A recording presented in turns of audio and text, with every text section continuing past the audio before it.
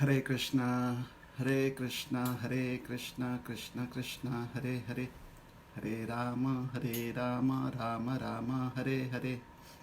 हरे कृष्ण। तो आज के भगवद्गीता क्लास में हम आप सभी का स्वागत करते हैं। कृपया करके कमेंट में ज़रूर लिखिएगा अगर आवाज़ हमारी नहीं सुनाई दे रही है, और आपके कोई प्रश्न होंगे तो वह भी आप कमेंट सेक्शन में पूछ सकते हैं। हरे कृष्ण। तो अभी कीर्तन करेंगे, फिर उसके बाद श्लोक उच्चारण, तत्पश्चात श्लोक पर विश्लेषण करेंगे।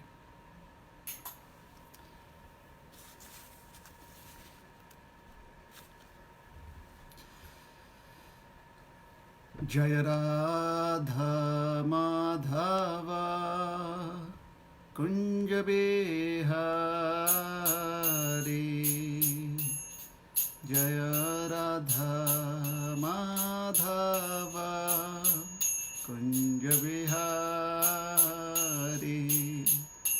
गोपीजन वल्लभ गिरिवरधारी, गोपीजन वल्लभ गिरिवरधारी, शोदनंदन ब्रज जनरंजन, शोदनंदन ब्रज जनरंजन, यमुना तीरवनचारी,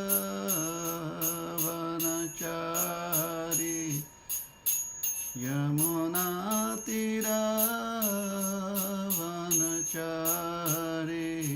जय राधा माधव कुंज बिहारी, जय राधा माधव कुंज बिहारी। हरे कृष्णा कृष्णा कृष्णा हरे हरे, हरे राम राम राम हरे हरे, हरे कृष्णा कृष्णा कृष्णा हरे हरे, हरे राम राम राम हरे हरे। जय प्रभुपद प्रभुपाद श्रील प्रभुपद, प्रभुपाद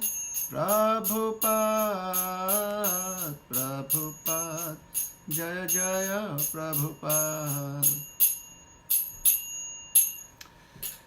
जय श्री हरिनाम संकीर्तन की जय, श्रील प्रभुपाद की जय, अनंत कोटि वैष्णव भक्त वृंद की जय। ग्रंथराज श्रीमद् भगवत गीता की जय। जय निताय गौर प्रेमानंदे, हरि हरि बोल। ओम अज्ञानतिमिरान्धस्य ज्ञानाञ्जनशलाकया चक्षुरुन्मिलितं येन तस्मै श्रीगुरवे नमः। श्रीचैतन्यमनोभीष्टं स्थापितं येन भूतले स्वयं रूप कदा मह्यं ददाति स्वपदान्तिकं। नमो विष्णुपदाय कृष्णप्रेष्ठाय भूतले श्रीमते भक्तिवेदान्तस्वामिनिति नामिने। नमस्ते सरस्वती देवे गौरवाणी प्रचारिणे, निर्विशेष शून्यवादी पाश्चात्यदेशतारिणे। वाञ्छाकल्पतरुभ्यश्च कृपा सिन्धुभ्य एव च पतितानां पावनेभ्यो वैष्णवेभ्यो नमो नमः। जय श्री कृष्ण चैतन्य प्रभु नित्यानंद, श्री अद्वैत गदाधर श्रीवासादि गौर भक्त वृंद। हरे कृष्णा कृष्णा कृष्णा हरे हरे, हरे राम राम राम हरे हरे।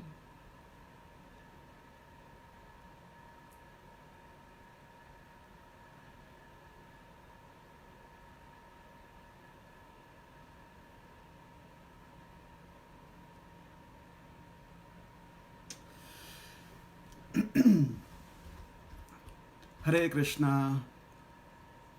तो अब हम श्रीमद् भगवद गीता यथारूप अध्याय 5, अध्याय का शीर्षक है कर्मयोग कृष्ण भावना भावित कर्म, श्लोक क्रमांक 18।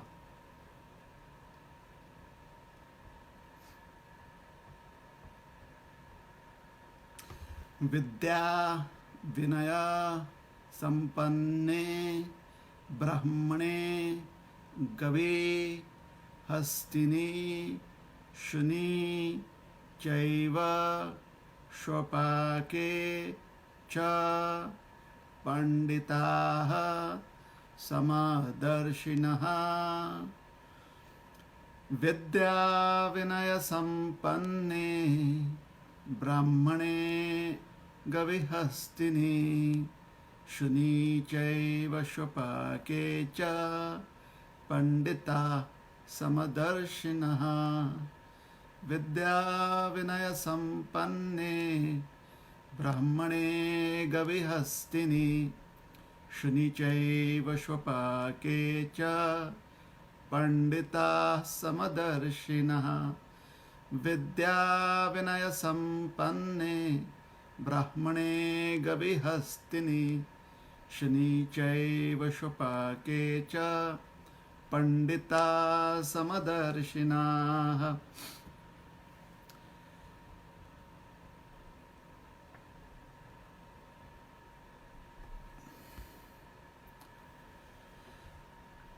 तो अनुवाद इस प्रकार से है। विनम्र साधु पुरुष अपने वास्तविक ज्ञान के कारण एक विद्वान तथा विनीत ब्राह्मण, गाय, हाथी, कुत्ता तथा चांडाल को समान दृष्टि समभाव से देखते हैं। तो आज हम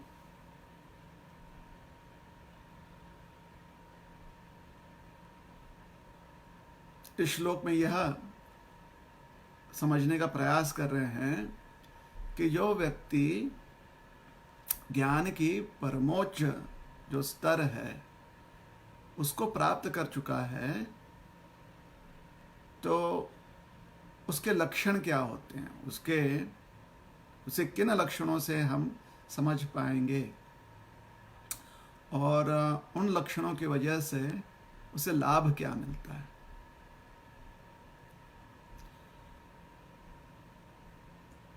तो देखिए यहाँ पर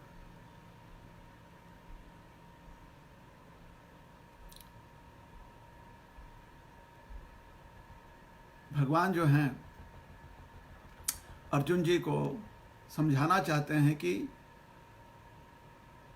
किस प्रकार से उन्हें अपना कर्म करना है।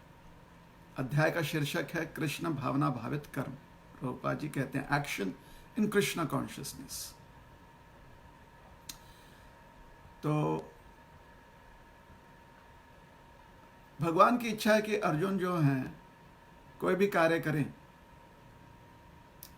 तो अपने वो उसके वास्तविकता को समझते हुए उसके जो वास्तविक स्थिति है या ज्ञान में रहते हुए वह कार्य करें।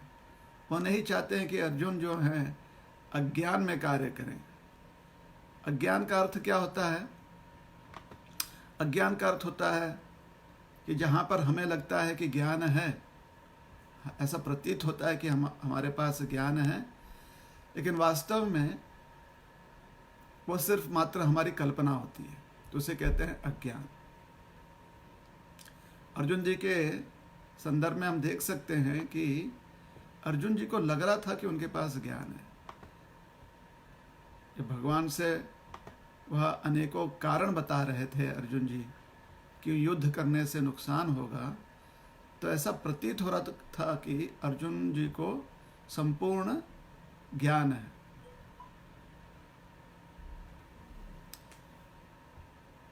प्रतीत हो रहा था। अब हम ये कैसे जानते हैं कि ये प्रतीत हो रहा है, कैसे समझ में आएगा कि ये प्रतीत हो रहा है? तो फिर हमें भगवत गीता से ही उसका विश्लेषण करना पड़ेगा, क्योंकि गीता में भगवान समझाते हैं कि ऐसा प्रतीत हो रहा है। अर्जुन जी को लग रहा है कि वो ज्ञान में कार्य कर रहे हैं।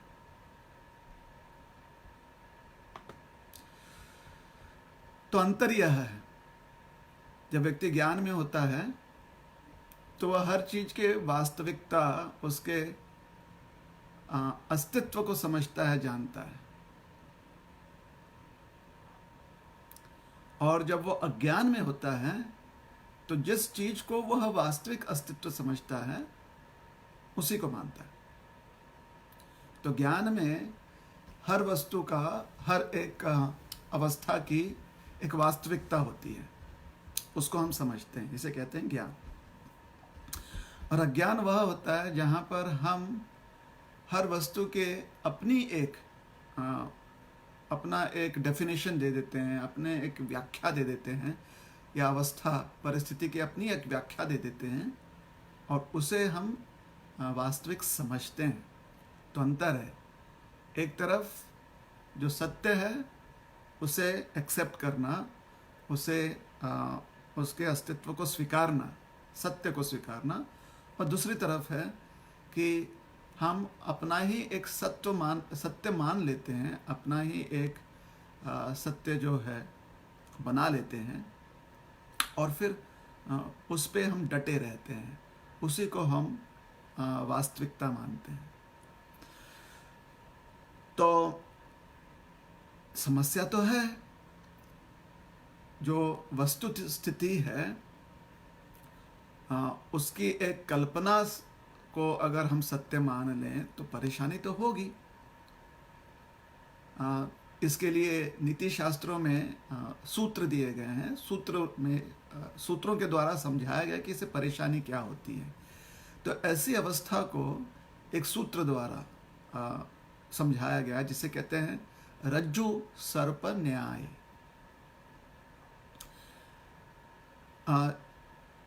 व्यक्ति जब कहीं किसी एक व्यक्ति को अगर अंधेरे स्थान में, कमरे में ला दिया जाए और वहाँ पर छत से कुछ लटक रहा है और अंधेरे में, क्योंकि उसे ज्ञात नहीं, एक नया कमरा है, बिल्कुल नई जगह है, उसे पता नहीं है कि वहाँ की वस्तु स्थिति क्या है, तो अंधेरे में उस लटकते हुए चीज को स्पर्श करता है, या तो हाथ से स्पर्श करता है या उसके चेहरे से उसका स्पर्श हो जाता है। और जैसे उसका स्पर्श होता है तो तुरंत वो भयभीत हो जाता है, क्योंकि उसे लगता है कि वो सर्प है। पूर्व उसके कुछ अनुभव हैं, अनुभूति हैं, या उसके मन में कल्पना है कि सर्प जो है इस प्रकार से होता है, लंबा है, सर्प हिलता है, और उसके मन में कल्पना होती है कि इस प्रकार से सर्प जो है उसके स्पर्श होने से ऐसा वो लगता है, ऐसी उसकी अनुभूति होती है। तो इन कारणों की वजह से वह उस वस्तु को सर्प मान लेता है। किंतु वास्तविकता क्या है? जब उस कमरे में प्रकाश ला दिया जाता है तो देखता है, अरे अरे ये सर्प नहीं है, यह तो रज्जू है, रस्सी है, जो उस कमरे के सीलिंग से, छत से लटक रही है। और उसी प्रकार से अगर अंधे व्यक्ति के सामने, जैसे और एक कथा आती है ना नीति शास्त्र में, कि 6 अंधे जब हाथी के पास जाते हैं तो हाथी के पूंछ को कोई रस्सी समझ लेता है, पूंछ है, लेकिन क्योंकि छू कर लगता है कि ये रस्सी की तरह ही कोर्स है, रस्सी की तरह ही इसमें पूंछ के अंत में जो वहाँ पर पूंछ जो है बहुत सारे बाल होते हैं ना, तो उन बालों की वजह से लगता है हाँ ये लगता है कि रस्सी की तरह, रस्सी के जैसे रेशम होते हैं, बाल होते हैं, वैसे ही यह है। तो हाथी की पूंछ को व्यक्ति, अंधा व्यक्ति जो है, रस्सी समझ लेता है। तो यह सब भ्रम व्यक्ति इसलिए पढ़ता है क्योंकि उसे अपनी अनुभूति, अपनी कल्पना जो है वो सत्य लगती है, वो सत्य मानता है। इसी को कहते हैं अज्ञान। तो अगर व्यक्ति को कर्म करना है तो कर्म ज्ञान में होना चाहिए, अज्ञान में नहीं होना चाहिए। अज्ञान में व्यक्ति अगर कर्म करेगा तो अलग अलग भावनाओं की वजह से वो पीड़ित हो जाएगा। ज्ञान में अगर वो कर्म करेगा तो सत्य में रहते हुए कर्म करता है, तो उस समय उसके मन में किसी भी प्रकार की शंका या चिंता नहीं आएगी, क्योंकि वो जानता है कि सत्य क्या है।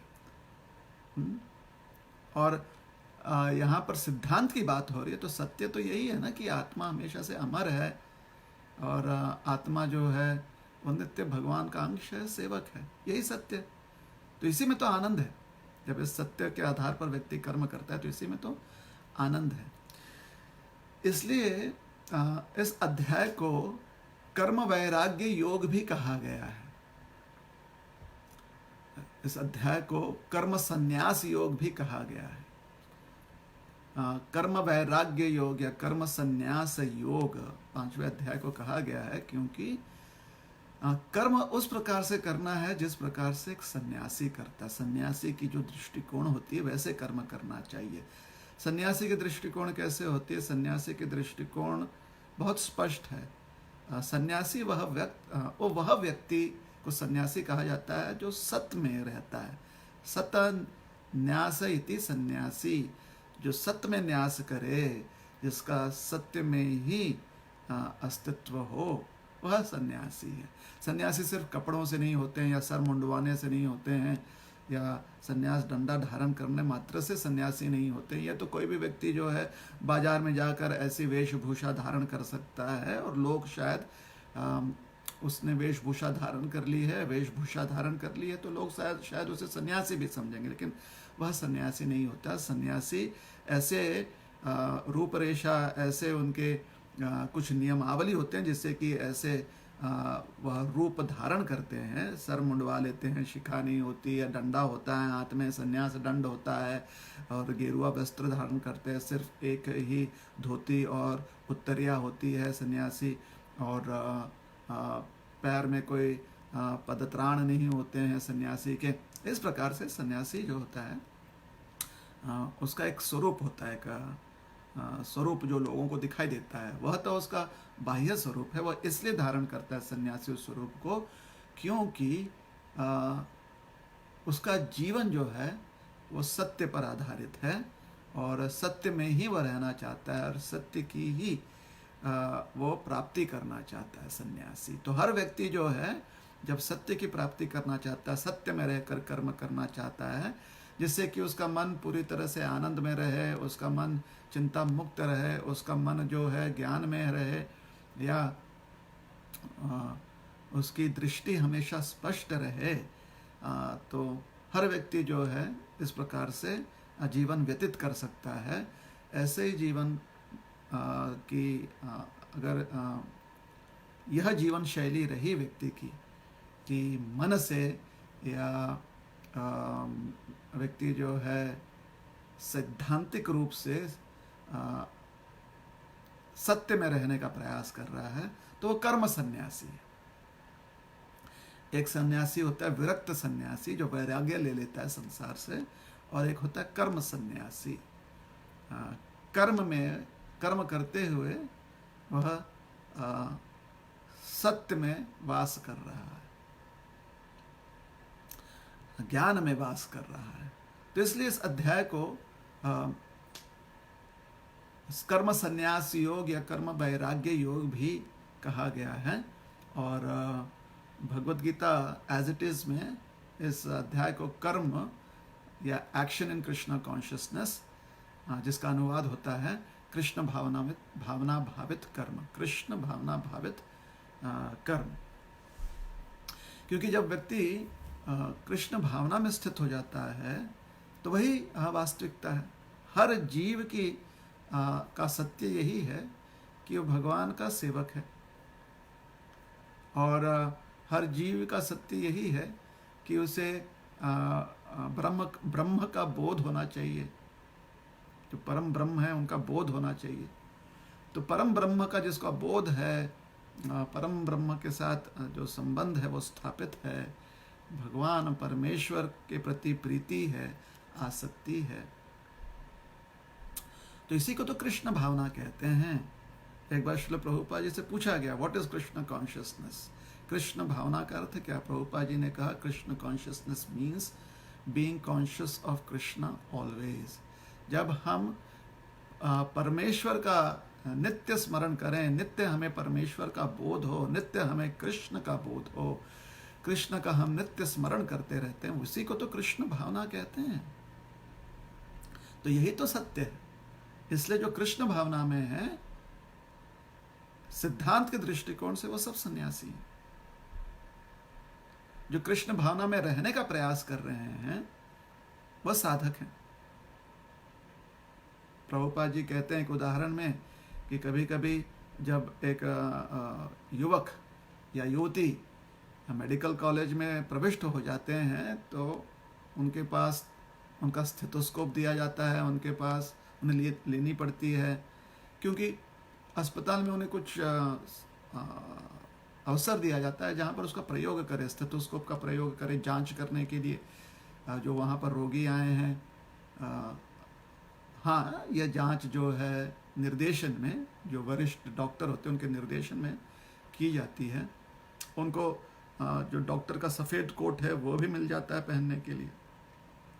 अभी जो है विद्यार्थी ही हैं, 4 साल 5 साल 6 साल 6 वर्ष जो हैं वहाँ पर अध्ययन करेंगे और विद्यार्जन करेंगे और जो है एक्सपीरियंस प्राप्त करेंगे, तो फिर सक्षम हो जाएंगे। उसके बाद स्वतंत्र रूप से जो है वह अपने वैद्यकीय जो शैली है उसका प्रयोग कर सकते हैं, उसका प्रदर्शन कर सकते हैं, डॉक्टर के रूप में कार्य कर सकते हैं। लेकिन प्रभुपाद जी इस उदाहरण में कहते हैं कि क्योंकि उसने एडमिशन ले लिया है और आगे चलकर डॉक्टर बनेगा, तो कभी कभी किन्हीं अवस्थाओं में अगर किसी को खांसी हो गया, बुखार हो गया, तो लोग उन्हीं से कहते हैं कि डॉक्टर साहब ज़रा देख लीजिए क्या यहाँ पर समस्या है, थोड़ा हमें बताइएगा। तो ऐसे मान लेते हैं कि आगे चलकर ये डॉक्टर बनने वाला है, तो उसे संबोधित किया जाता है डॉक्टर साहब बोलकर। उसी प्रकार से जो साधक होता है, क्योंकि प्रयास कर रहा है वह कृष्ण भावना भावित रहने का, 24 घंटे कृष्ण भावना भावित रहने का साधक प्रयास करता है, इसलिए उन्हें भक्त कहा जाता है। किंतु अगर बिल्कुल टेक्निकली अगर देखा जाए तो वह भी साधक हैं, वो प्रयास कर रहे हैं। तो उनके प्रयास में दिन के 24 घंटों में कभी वह सफल होते हैं और कभी कभी पूरी तरह से सफल नहीं हो पाते, किंतु प्रयास कर रहे हैं। इसलिए पुनः इस बात को स्पष्ट करते हैं कि जो कृष्ण भावना में है वास्तव में वो सत्य में न्यास, मतलब अर्थात वो सत्य में ही उनका अस्तित्व जो है वो स्थापित है। और जो साधक हैं वो प्रयास कर रहे हैं कृष्ण भावना भावित होने का, इसलिए अभी पूरी तरह से सत्य में वास नहीं कर रहे हैं वो, किंतु अपने प्रयास में कठोर परिश्रम करते हुए जब वो सफल हो जाएंगे और उस सफलता में नित्य वास करेंगे, नित्य 24 घंटे जो हैं वो सफल रहेंगे, तब वह साधक जो है सिद्ध हो जाता है, वो कृष्ण भावना भावित हो जाता है या भक्त कहलाता है। तो भक्त जो कहलाने की जो या भक्त की जो उपाधि होती है वो बड़ी ही दुर्लभ कही, वो उपाधि बड़ी दुर्लभ होती है। और कभी कभी ऐसे ही लोक में, मतलब समाज में जो व्यक्ति प्रयासी है, प्रयास कर रहा है, उसे भी भक्त कह लिया जाता है। तो कोई बात नहीं, उस व्यक्ति को स्वयं यह नहीं समझना चाहिए कि वो भक्त है, उसे समझना चाहिए कि हम साधक हैं और अन्यों के लिए सही उदाहरण स्थापित रहे, इसका ध्यान देना चाहिए। अपने व्यवहार से दूसरों को सही उदाहरण मिले, इसका ध्यान रहना चाहिए। तो आइए आज हम इस श्लोक पर अब चर्चा करते हैं, क्योंकि ऐसे ही दृष्टिकोण की यहाँ पर बात कही जा रही है। भगवान जो है ऐसे ही किसी अवस्था की चर्चा यहाँ पर कर रहे हैं। तो चलिए इस पर हम ध्यान देते हैं। जो समझाई जा रही है बात, क्या बात समझाई जा रही है? विद्या विनय संपन्ने। विद्या अर्थात ज्ञान, दृष्टिकोण, दृष्टि, या साधारण भाषा में कह दीजिए शिक्षण, शिक्षा प्राप्त हुई है। देखिए शिक्षा शब्द में भी दृष्टि आता है। ईक्ष, ईक्ष शब्द है इसमें। ईश का अर्थ होता है जैसे शिक्षा, ईक्ष, ईक्ष का अर्थ होता है अक्ष, ईक्ष आंख, नेत्र। तो शिक्षण शब्द में भी दृष्टि, दृष्टि के बाद आती है, अर्थात चीजें स्पष्ट हो रही हैं। जब किसी को शिक्षण प्राप्त होता है, जो शिक्षा ग्रहण करता है, तो उसे भी समझ में आता है अच्छा ये गणित है, यह विज्ञान है। विज्ञान में हम सीखते हैं कि जल का यह स्वभाव होता है, अग्नि का यह स्वभाव होता है। तो ये सारी चीजें व्यक्ति समझता है, अर्थात हर वस्तु की वास्तविकता को जानता है वो। तो उसे वो दृष्टिकोण प्राप्त होता है कि जल का प्रभाव ऐसे होता है, दूध का प्रभाव यह है, दही का प्रभाव अलग है। तो यह विद्या, यह ज्ञान प्राप्त होता है, उसी को शिक्षण कहते हैं। तो शिक्षण शब्द में भी दृष्टि के बात आती है, अर्थात वास्तविकता जो है वो समझ में आती है, सत्य समझ में आता है। और विद्या शब्द में वित्त धातु है। वित्त धातु का अर्थ होता है समझना, जानना, या आपकी स्पष्ट दृष्टिकोण हो जाना, एक स्पष्ट विजन होना आपका। तो विद्या, तो इसकी बात की जा रही है। पिछले श्लोकों में भगवान ने इस विद्या की चर्चा ज्ञान शब्द से किया है कि जो व्यक्ति, जिसकी बुद्धि ऐसे ज्ञान से परिपूर्ण है, तो तद्बुद्धयस तदात्मानस। तो जिसके पास जिसकी बुद्धि या जिसका अस्तित्व जो है इस ज्ञान में के आश्रय में है, तो उस व्यक्ति को लाभ मिलता है ना। उसके पूर्व श्लोक में भी ऐसे ही ज्ञान के बारे में चर्चा की जा रही है। गच्छन्त्य पुनरावृत्तम, वह व्यक्ति जो है मोक्ष को प्राप्त करता है, जो उस प्रकार के ज्ञानावस्था में स्थित होता है। मतलब जो सर्वोच्च ज्ञान अवस्था है, जब व्यक्ति उसमें स्थित हो जाता है, तो निर्धूत कल्मशाह, उस ज्ञान की वजह से वो कल्मशों से निर्धूत, कल्मश रहित हो जाता है, धुल जाती है उसकी चेतना। और गच्छन्ति अपुनरावृत्तिम, गच्छन्ति, वो मोक्ष को प्राप्त हो जाता है। तो इस विद्या के बारे में, ऐसे ज्ञान के बारे में चर्चा भगवान कर रहे हैं। और यहाँ पर भगवान अपना मानो उस संदर्भ में निष्कर्ष दे रहे हैं। निष्कर्ष क्या है? संपन्ने। तो संपन्न का अर्थ होता है जो उससे भरा हुआ है।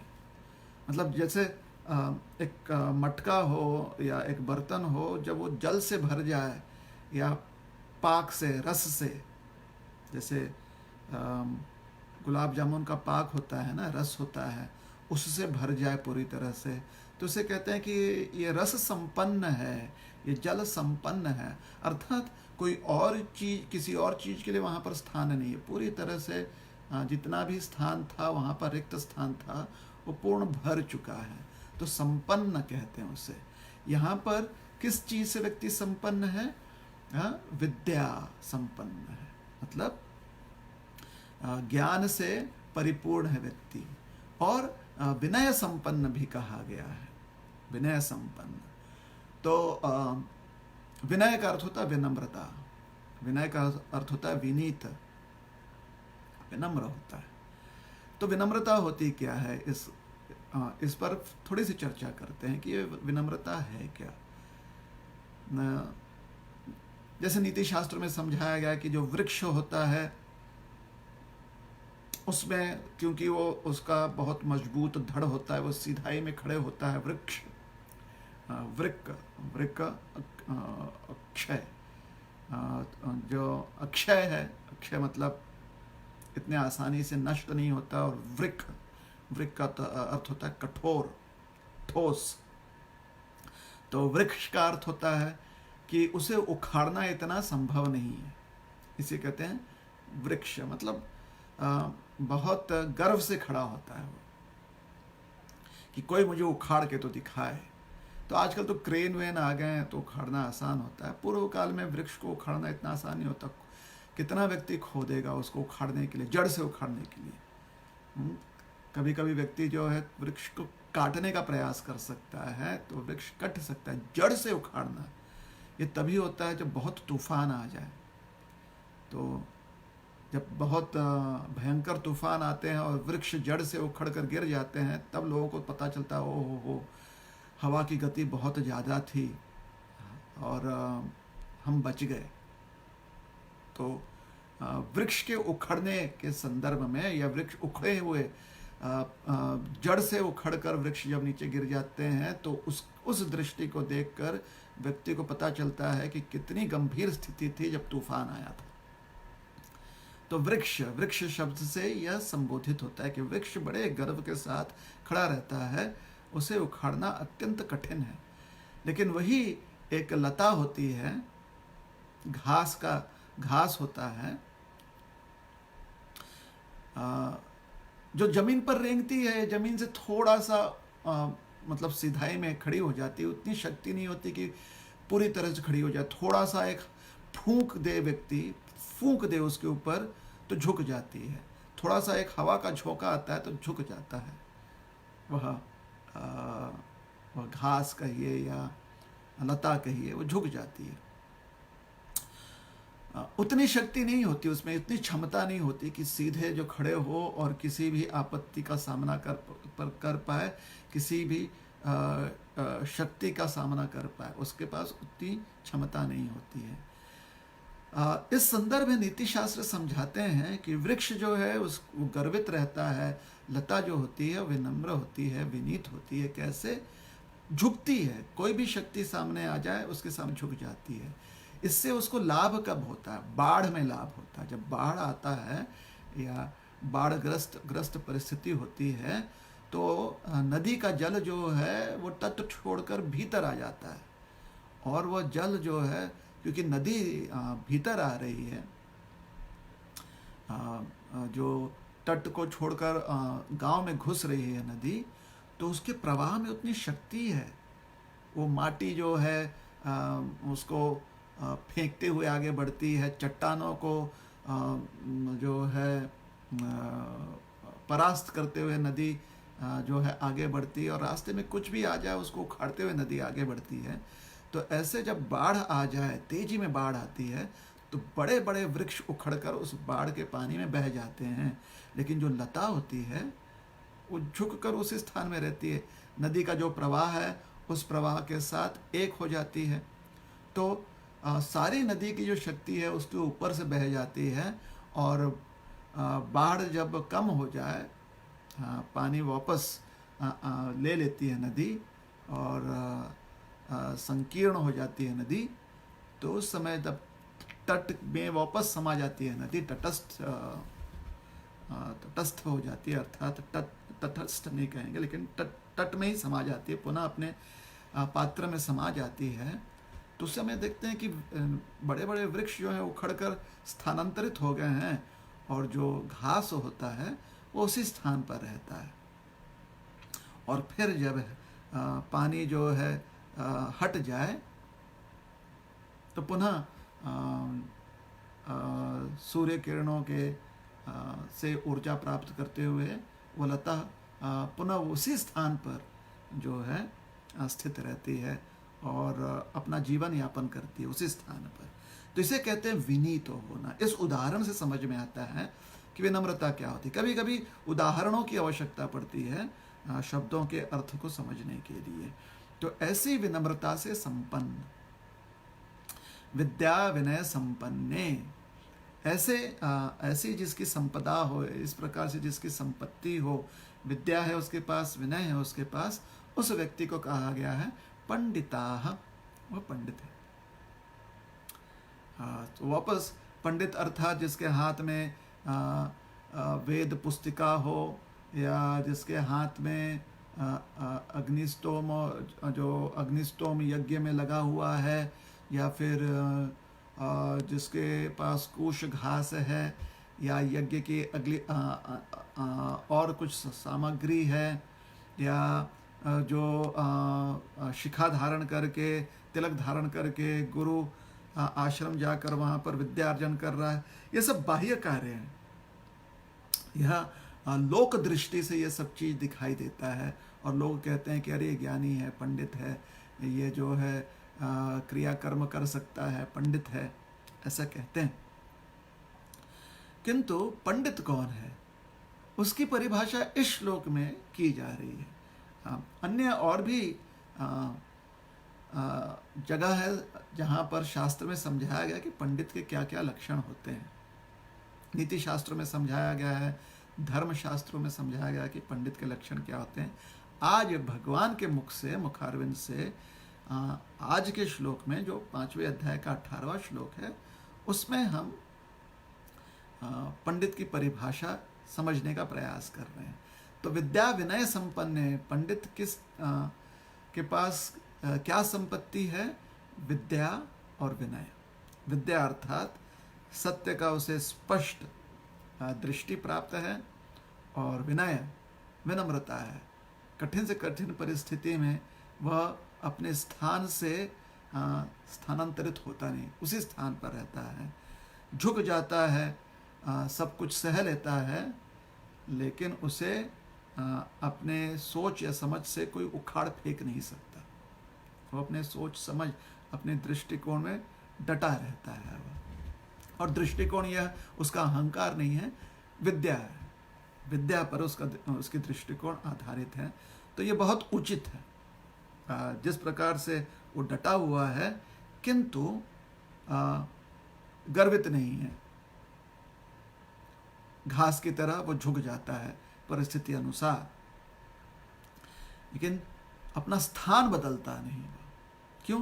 क्योंकि उसमें वो झुकाव है, उसमें वो क्षमता है कि किसी भी आपत्ति में वो झुक जाता है, नतमस्तक हो जाता है, जिससे कि उसके ऊपर से सब कुछ बीत जाती है, बह जाता है सब कुछ। किंतु तत्पश्चात जब परिस्थिति पुनः बदल जाती है तो उसी स्थान पर वह अपना जीवन यापन करता है, उसी सत्य में वो स्थित रहता है, जैसे घास स्थित रहता है। तो पंडिता, यह पंडित के लक्षण कहिए, गुण कहिए बताया गया है। और इन लक्षणों की वजह से, उन गुणों की वजह से जो उसकी सत्य पर आधारित उसका दृष्टिकोण है, उससे उसके स्वयं को क्या लाभ मिलता है। यह तो उसकी स्थिति हो गई ना, विद्या और विनय संपन्न है, मतलब उसके पास यह उपलब्धियां हैं। इन उपलब्धियों से इन उपलब्धियों का प्रयोग क्या होता है। विद्या और विनय उनकी उपलब्धियां हैं ना, पंडित की। प्रयोग क्या होता है? अर्थात यह जो शक्ति उसके पास है, विद्या और विनय की जो शक्ति है, उस शक्ति का प्रयोग कैसे होता है। समदर्शिनः प्रयोग बताया गया, किस प्रकार से उसका इफेक्ट होता है, किस प्रकार से उसे उसका लाभ मिलता है। समदर्शिनः, वो समदर्शी होता है। समदर्शी का अर्थ होता है सब चीज को समान देखना, कहीं पर भेद ना करना। और इस पर हम चर्चा करेंगे, क्योंकि कभी कभी भेद ना करना, सब चीज को समान देखना, या हर परिस्थिति में समान दृष्टिकोण होना, इसकी भ्रांत भ्रांत लोगों ने विचारधारणाएं बना दी हैं। कुछ लोगों का कहना है सब कुछ समान देखना मतलब हर चीज़ जो है एक ही है, किसी में कुछ भेद नहीं है, तो सब चीज़ एक है। सर्वम खलु इति ब्रह्मण, सर्वम खलु इति ब्रह्मण कहते हैं, सब कुछ जो है ब्रह्म है, इसलिए भेद नहीं है, इसलिए आप और हम में भेद नहीं है, हम सब एक हैं, हम सब ब्रह्म हैं, हम सब भगवान हैं। ऐसे भ्रांत भ्रांत धारणाएं हो जाती हैं कि क्योंकि हम सब एक हैं इसलिए आपने जो किया वही हमने किया, मतलब आपका धन वो हमारा धन है। ऐसे भ्रांत भ्रांत जो है या गलत गलत धारणाएं उत्पन्न होती हैं। समदर्शी शब्द का गलत अर्थ समझकर या समदर्शी शब्द का अपने स्वार्थ के लिए उसका अर्थ समझना। तो समदर्शी का विश्लेषण जो है वो किया गया है। यहीं पर भगवान समदर्शी का विश्लेषण कर रहे हैं और उसी के आधार पर हम जो है समझने का प्रयास करेंगे। तो समदर्शी का अर्थ क्या है? देखिए 4-5 अस्तित्वों की यहाँ पर चर्चा की जा रही है। 5 हैं यहाँ पर। ब्राह्मण है, गवि, गवि अर्थात गाय, हस्तिनी हाथी, शुनि, शुनि अर्थात कुत्ता, और शोपाके, शोपाक, पाक यहाँ पर पाके का अर्थ होता है भोजन, और श्व, श्व कुत्ता को ही कहते हैं। तो जो कुत्ते का मांस खाता है ऐसे व्यक्ति को शोपाक कहा गया है। हाँ, शोपाक इसलिए कहा गया है कि जिस व्यक्ति को कुत्ते के मांस खाने में रुचि होती है वह व्यक्ति समाज का अंश नहीं माना जाता। वह व्यक्ति जो है वो बिल्कुल ही जिसे कहेंगे आप उसे पूरी तरह से मानव योनि का नहीं माना जाता है, उसे जंगली माना जाता है, जंगली कहा जाता है उसे, मतलब असभ्य व्यक्ति समझा जाता है उसे। ये जब भगवान ज्ञान दे रहे हैं तो उस समय के जो भी समाज में दृष्टिकोण की मान्यता थी उसकी चर्चा की जा रही है। और उसके लिए कारण भी समझाते हैं। कारण यह है कि व्यक्ति को ध्यान देना चाहिए कि वो भोजन किस प्रकार से कर रहा है, और अगर वह मांसाहारी है तो देखिए पशु हत्या कर कर मांस खाता है वो व्यक्ति, तो हर पशु के अलग अलग गुण लक्षण होते हैं।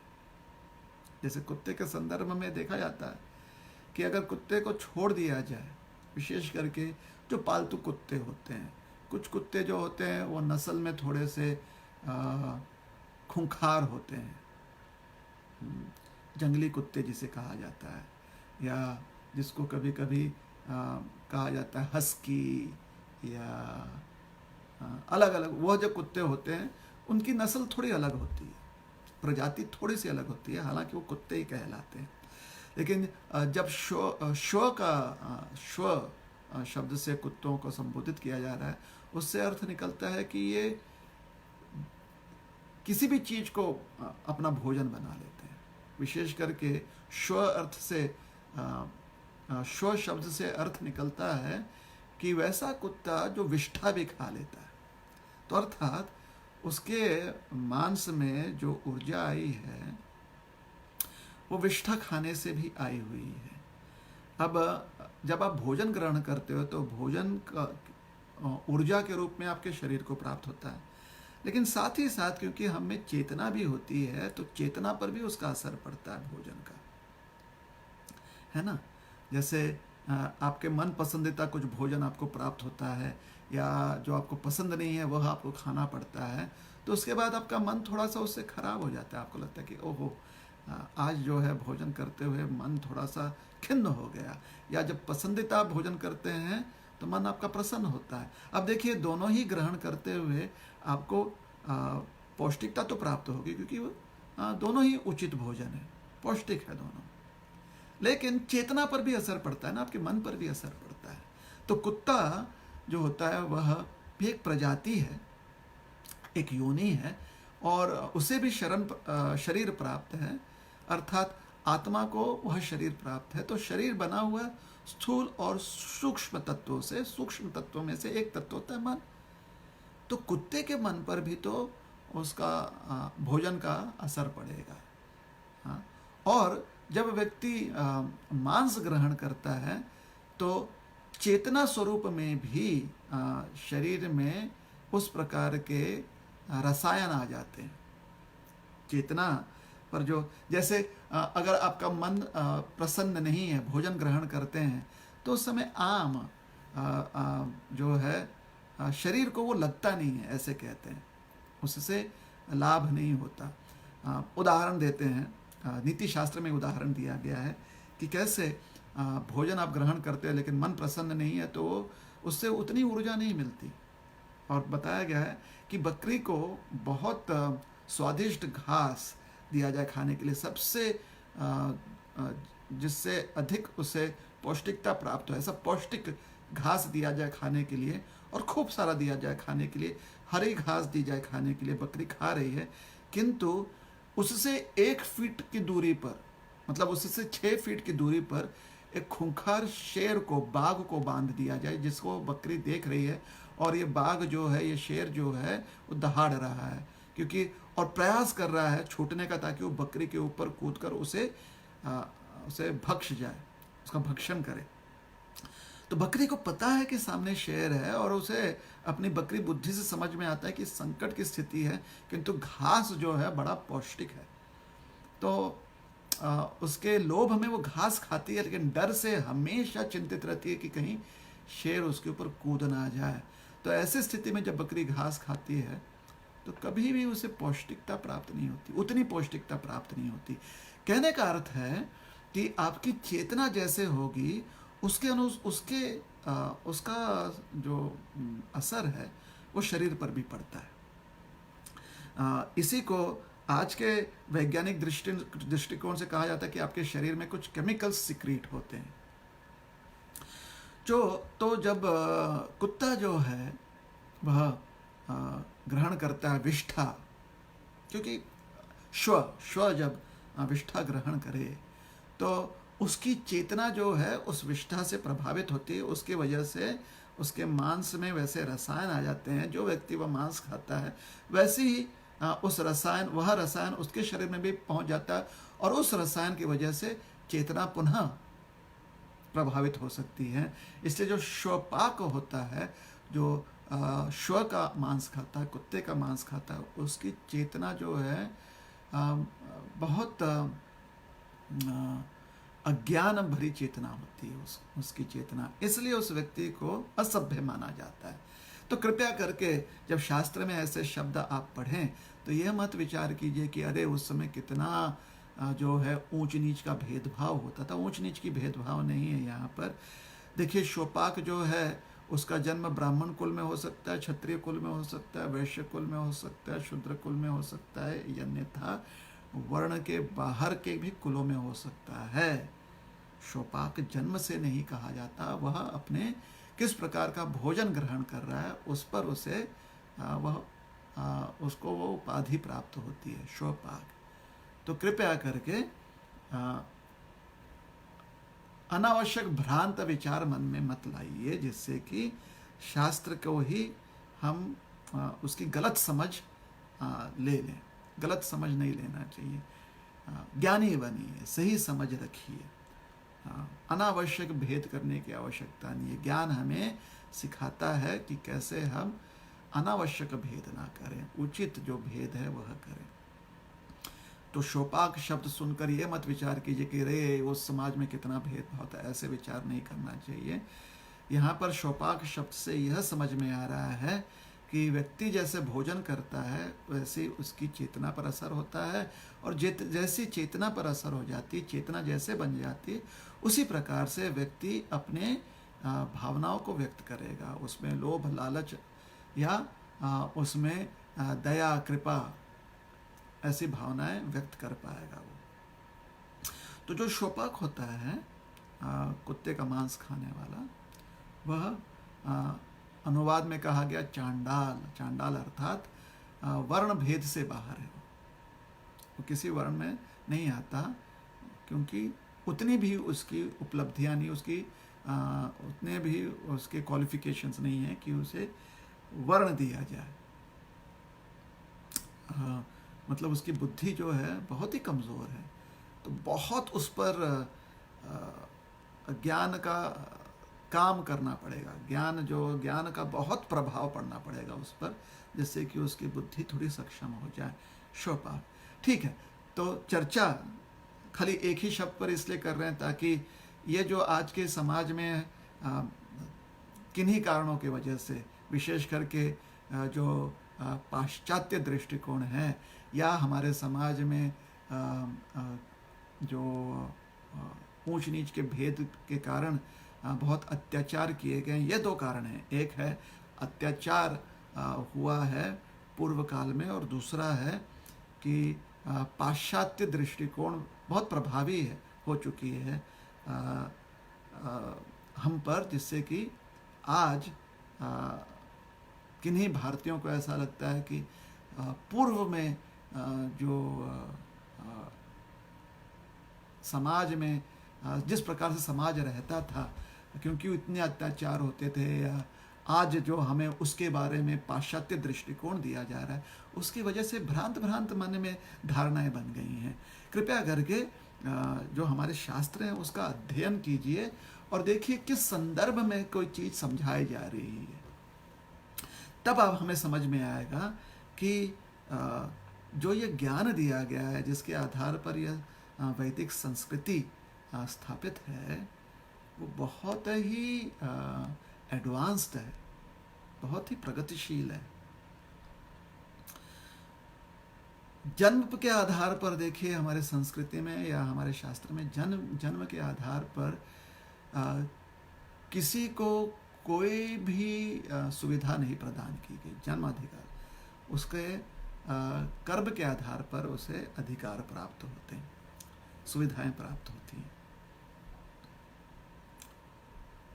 तो पंडितः समदर्शिना, पुनः आज आ जाते हैं कि ये जो धारणा है कि सब कुछ एक है, समदर्शी मतलब सब कुछ एक देखता है, उसको भी यहाँ पर उसको भी कम दृष्टिकोण या अपूर्ण दृष्टिकोण माना गया है, क्योंकि 5 अवस्थाओं की यहाँ पर चर्चा की जा रही है, अर्थात 5 अलग अलग चीजों की चर्चा की जा रही है। अर्थात समदर्शी जो है इन 5 चीजों को देखता है, देखते हुए समदर्शी रहता है। यही तो अजूबा है ना, यह अद्भुतता है कि 5 अलग चीज को देखना और देखते हुए समदर्शी रहना। अर्थ मतलब देखिए, नदी में जल देखता है वैज्ञानिक, तो उसको अगर हम आज के रसायन शास्त्र जो है, केमिस्ट्री जिसे कहते हैं, उसके दृष्टिकोण से देखें तो कहते हैं हाँ, ये जो है किन के अणु से, किन मॉलिक्यूल से बने हुए हैं, H2O। समुद्र में जब देखता है तो कहता है H2O। वही कुएं में देखता है पानी जल को तो कहता है H2O। वही ग्लास में देखता है तो कहता है H2O, हाइड्रोजन और ऑक्सीजन से बना हुआ है। लेकिन ग्लास का पानी, नदी का पानी, समुद्र का पानी, कुएं का पानी, ये अलग अलग स्थिति में है ना। अब वही ग्लास का पानी अगर चुल्लू में हो, चुल्लू भर का हो पानी, तो कहा जाए तो चुल्लू भर पानी में भी नाक रगड़ने से व्यक्ति डूब सकता है, नाक चले जाए तो डूब सकता है ना। तो नाक ना डुबाएं, लेकिन नदी में नाक डूबने का जो चांस है वो बढ़ जाता है, समुद्र में और बढ़ जाता है। नदी में कम से कम तट की ओर व्यक्ति बढ़ सकता है, समुद्र का तट तो दिखाई ही नहीं देता, इतना विशाल होता है समुद्र। कुएं में और सीमित है, ग्लास में और सीमित है। तो अलग अलग परिस्थिति में जल स्थित है, लेकिन समदर्शी होने के कारण यही कहता है, क्योंकि केमिस्ट है ना, केमिस्ट्री का ज्ञान है, तो कहता है H2O, H2O, H2O, H2O, H2O।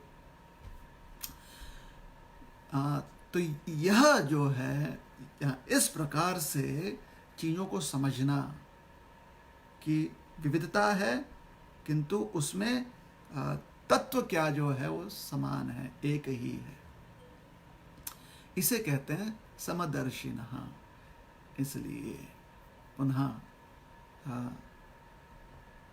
अनुरोध यही है कि हर चीज के वास्तविकता को समझना बहुत जरूरी है। देखिए कितना मतलब कितना व्यक्ति को सतर्क रहना पड़ेगा, तभी तो व्यक्ति सही कर्म कर पाएगा ना। तभी व्यक्ति क्या करेगा, सही कर्म कर पाएगा। नहीं तो सीमित रह जाएगा अपने कर्म क्षेत्र में। वो हर चीज के साथ एक ही व्यवहार करेगा तो सीमित रह जाएगा अपने कर्म क्षेत्र में वो व्यक्ति। तो अगर हमको बहुत पराक्रमी होना है ना, शास्त्र में कहा गया पराक्रम। पराक्रम मतलब बहुत ही अद्भुत कर्म करना, या अद्भुत तरीके से करना, या अद्भुत प्रमाण में करना, पराक्रम। तो हर व्यक्ति चाहता है पराक्रम करना। ज्ञान प्राप्त है तो पराक्रम करना संभव है ना।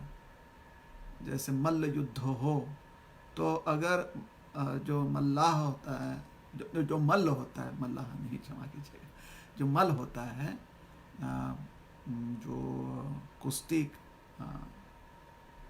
खेलने वाला पहलवान होता है, अगर वो जानता है कि सामने पहलवान की कमी क्या है, इसी को ज्ञान कहते हैं। जब उसके पास यह ज्ञान होता है तो सामने वाले को परास्त करके वो पराक्रम करता है।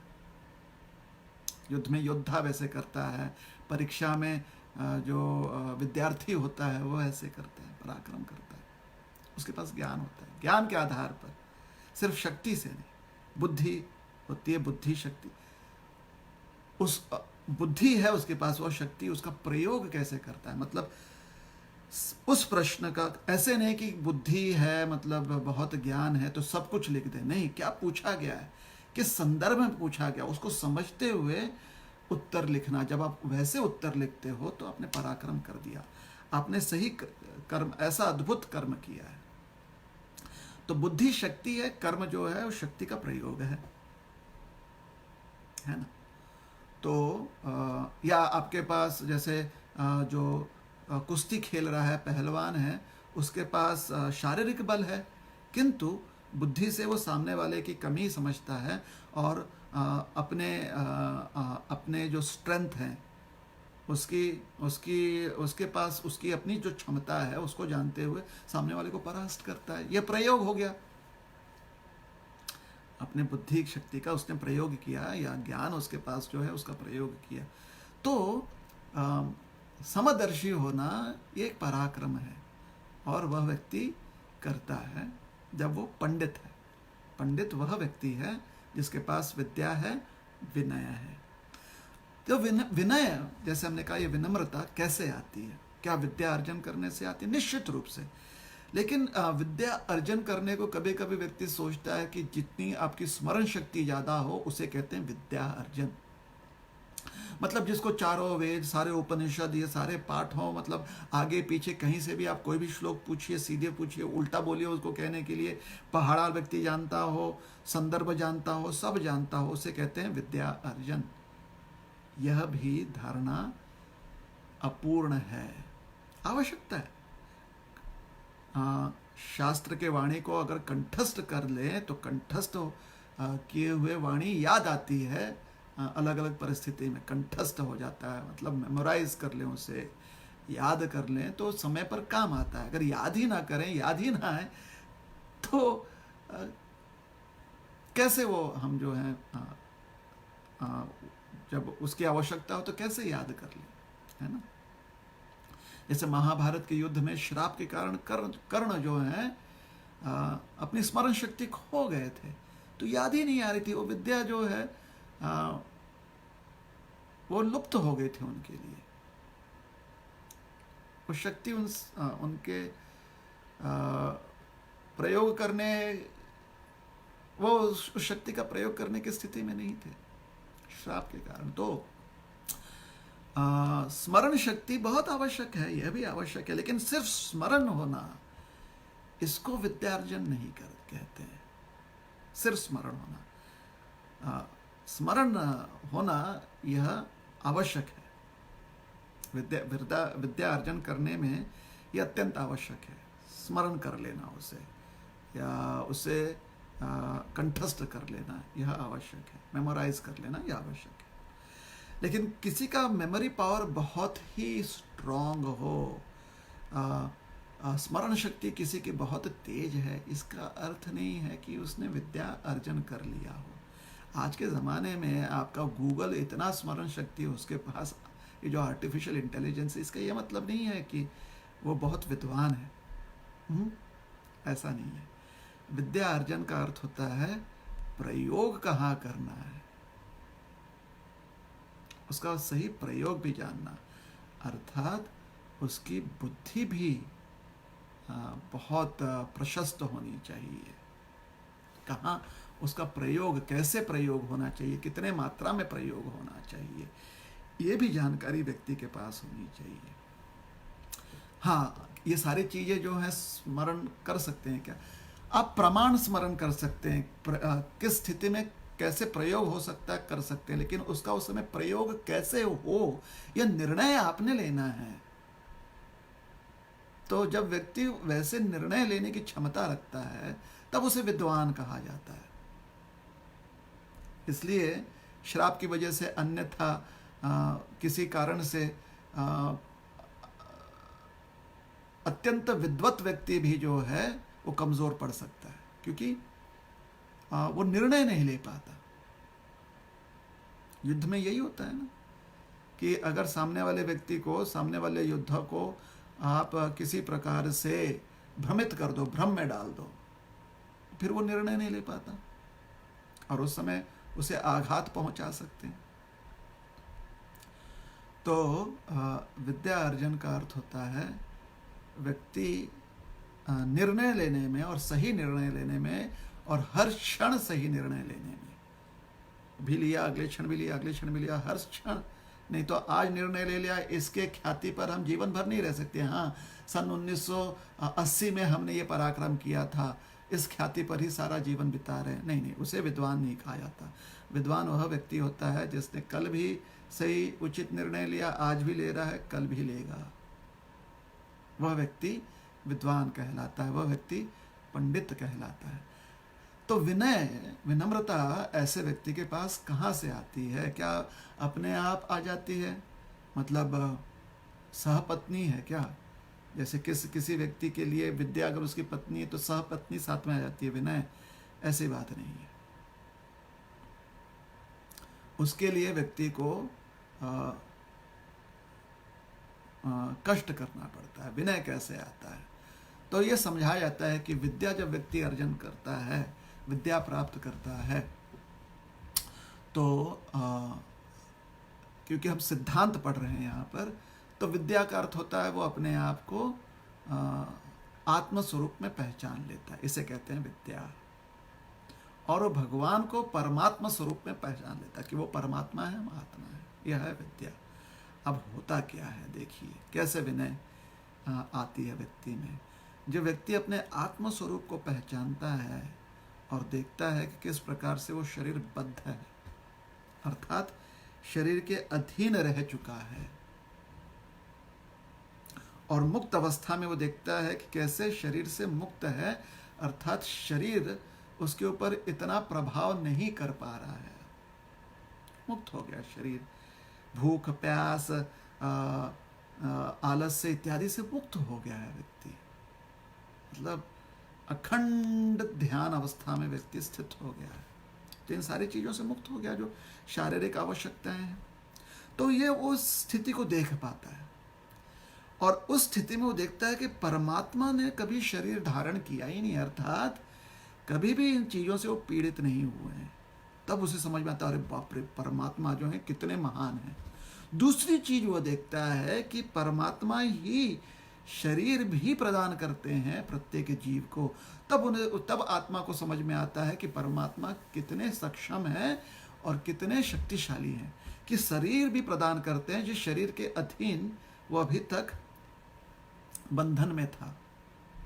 और इतना ही नहीं, परमात्मा हर शरीर को प्रदान करते हैं, मतलब हर आत्मा के लिए कौन सी शरीर कैसे उसे प्राप्त हो इसका भी प्रयोजन किया। मतलब इतनी विशाल उनका कार्य क्षेत्र है, कितना विशाल कार्य क्षेत्र है परमात्मा का।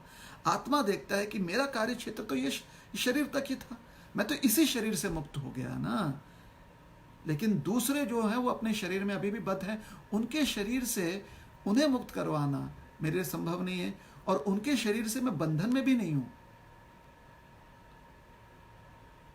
मतलब मेरा कार्य क्षेत्र मेरे शरीर तक ही है, उनका कार्य क्षेत्र किसी और आत्मा का कार्य क्षेत्र उसके शरीर तक है।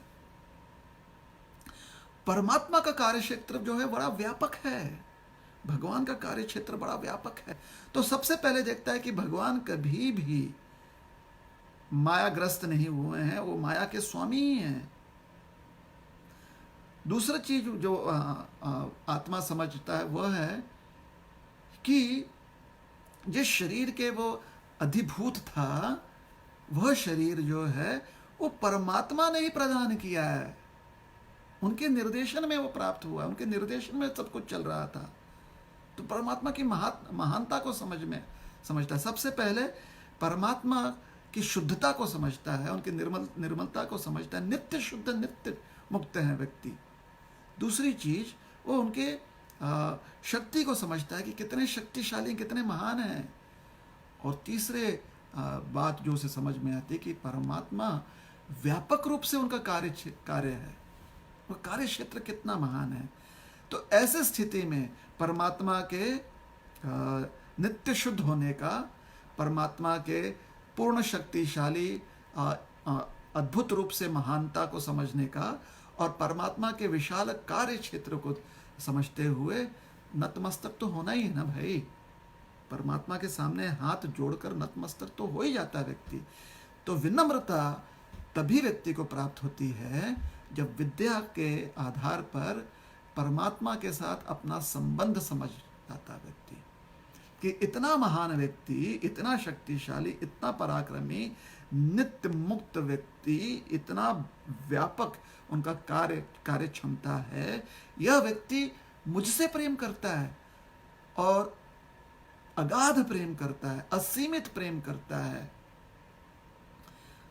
तो उस प्रेम के वजह से, उस प्रेम की अनुभूति करते हुए और परमात्मा के इस विभूता को समझते हुए आत्मा जो है नतमस्तक हो ही जाता है। आत्मा जो है हाथ जोड़कर अपना शीश झुका ही लेता है परमात्मा के सामने कि हे प्रभु, आप ही महान हो, आपके सामने तो हम निम्न हैं।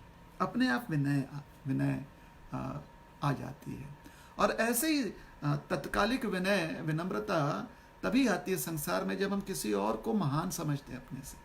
ये तत्कालिक है, ये सिर्फ एक जो वास्तविक विनय है, जो रियल हम्बलनेस है, उसका एक रिफ्लेक्शन है, उसका एक प्रतिबिंब है।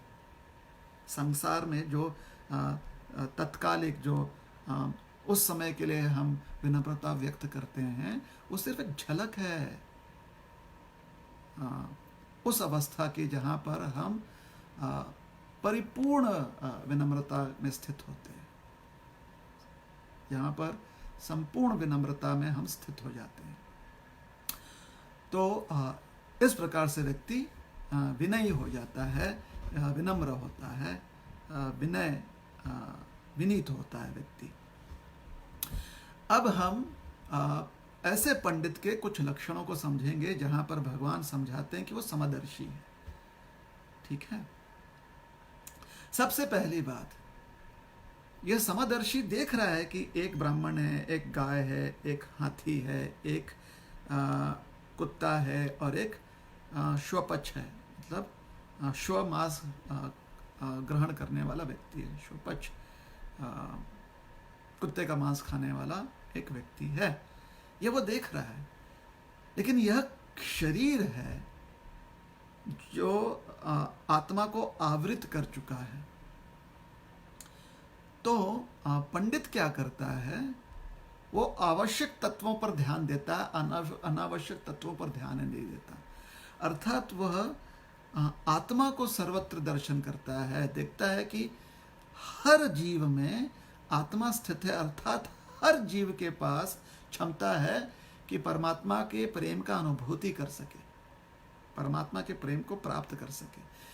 यह क्षमता हर जीव में है जो शरीरबद्ध है। तो इस क्षमता को व्यक्ति देखता है, पंडित जो है ऐसे आत्मा के या प्रत्येक आत्मा की इस शक्ति को देखता है और देखता है प्रत्येक जीव में उतनी क्षमता है। मन लगाकर परमात्मा से प्रेम कर सकता है व्यक्ति। तो मन लगाकर प्रेम करना मतलब सब में क्षमता 100% है कि मन भर प्रेम करे भगवान से, पूरे हृदय से भगवान से प्रेम करे और पूर्ण हृदय से भगवान के प्रेम को प्राप्त भी करे। अरे ठीक है, इसको चालू रहने देते हैं। जैसे कि आप देखते हैं हमारे इस कंधे के ऊपर आप देख रहे हैं खिड़की के बाहर धीरे धीरे सूर्य नारायण जी अपने प्रकाश से जगत को प्रकाशमय कर रहे हैं। आपके यहाँ तो रात्रि है, हमारे यहाँ भी सवेरा हो रहा है। हाँ, तो चर्चा कर रहे थे कि वह व्यक्ति जो है इस क्षमता को देखता है और देखता है कि 100% इस दृष्टिकोण से हर कोई समान है, क्योंकि 100% सब में पोटेंशियल है, क्षमता है कि भगवान के प्रेम की अनुभूति का अनुभव जो है प्राप्त कर सके और भगवान से मन लगाकर प्रेम कर सके। बस आवरण जो है अलग अलग प्रकार का, अलग अलग मात्रा में है। तो शरीर पर ध्यान न देते हुए वह आत्मा की क्षमता पर ध्यान देता है। एक थोड़ा सा उदाहरण देते हैं कि ऐसा व्यक्ति जो पंडित होता है, अगर उसके कर्म यह है कि वो प्रेम कीर्तन करे, मतलब मन से कीर्तन करे, भगवान से प्रार्थना करने के उद्देश्य से वो कीर्तन करे, तो इन पांचों जो व्यक्तित्व हैं उनके लिए वो कीर्तन करेगा, पांचों व्यक्तित्वों के लिए कीर्तन करेगा। ब्राह्मण के लिए भी कीर्तन करेगा, हाथी के लिए भी कीर्तन करेगा, गाय के लिए भी कीर्तन करेगा, जो सुनी है कुत्ता है उसके लिए भी करेगा, शोपच है उसके लिए भी कीर्तन करेगा। या प्रसाद देना है तो प्रसाद ही देगा वो, ऐसा भोजन देगा जो हर एक व्यक्ति जो खा सकता है। गाय भी खा सकती है, हाथी भी खा सकता है, और लेकिन वो खाद्य पदार्थ जो है भोग रूप में तो हाथी को केला अगर देना है तो केला भोग लगा कर दिया हुआ होगा। गाय को अगर उसका खुराक देना है, जैसे गाय को गुड़ देनी है, चना देना है, उसे बना कर देना है, तो पहले भगवान को भोग लगा हुआ ही वो देगा। ब्राह्मण को भोजन देना है तो ब्राह्मण को जो भी पका कर देगा वो भोग लगा हुआ ही देगा। शोपच को प्रसाद देना है तो शोपच को जो खाना देना है वो भोग लगा हुआ ही देगा। कुत्ते को भी भोजन देना है तो कुत्ते को रोटी देगा तो रोटी भी भोग लगा हुआ ही देगा। जो भोग लगाया हुआ है भगवान ने जिसे स्वीकारा हुआ है प्रसाद ही प्रदान करेगा। भोग लगा हुआ अर्थात नैवेद्य दिखाया हुआ अर्थात प्रसाद। तो सबके साथ वह यह व्यवहार करता है कि सबको प्रसाद प्रदान करे, क्योंकि प्रसाद जो है उनकी चेतना पर उसका प्रभाव पड़ेगा, उससे वह अपना प्रेम भगवान के प्रति व्यक्त कर सकते हैं। तो समदर्शी शास्त्र में बहुत सारे उदाहरण होंगे ऐसे, जैसे वशिष्ठ मुनि के बारे में समझाया गया है श्री वाल्मीकि रामायण में कि जब कौशिक राज्य के राजा जो आगे चलकर विश्वामित्र नाम से प्रसिद्ध हुए, उन्हें कभी कभी कौशिक राज भी कहा जाता है। जब वो विश्वामित्र जी के आश्रम आए तो वहाँ पर उन्हें देखा कि सारे प्राणी जो हैं ईर्ष्या त्याग कर प्रेम से एक साथ रह रहे हैं, अर्थात वहाँ पर बाघ, हिरण, सांप सब प्रेम पूर्वक रह रहे हैं। कोई किसी से भयभीत नहीं है और ना ही कोई किसी को चोट पहुँचाना चाहता है। वो समझ गए, यह दृश्य देखकर वो समझ गए कि यह आश्रम जो है वशिष्ठ मुनि के तपोशक्ति से, उनके आध्यात्मिक जो शक्ति है, जो तपोबल है, उसके प्रभाव से यहाँ पर यह दृश्य देखने को मिल रहा है। और वही बाघ, हिरण इत्यादि जब आश्रम से बाहर निकल जाते हैं तो उनका स्वाभाविक एक दूसरे से जो शत्रुता है वो दिखाई पड़ती है। तो समझ गए कि जब तक यह इनके साथ हैं, चाहे शेर हो, हिरण हो, सर्प हो या मोर हो, जब तक ये आश्रम में हैं तब तक उन्हें समान कृपा मिल रही है। यह है समदर्शी। वशिष्ठ मुनि की समदर्शिता जो है ये यहाँ पर व्यक्त होते हुए दिखा हुआ है। अन्य स्थानों पर हम देखेंगे कि जो महात्मा पुरुष होते हैं या भगवान होते हैं, भगवान ने देखिए अर्जुन जी उनके सखा हैं, भगवान ने उन्हें अपना आशीर्वाद दिया। गजेंद्र जी यह एक हाथी हैं, पशु हैं, भगवान ने अपना आशीर्वाद उन्हें भी दिया। वृत्रासुर जी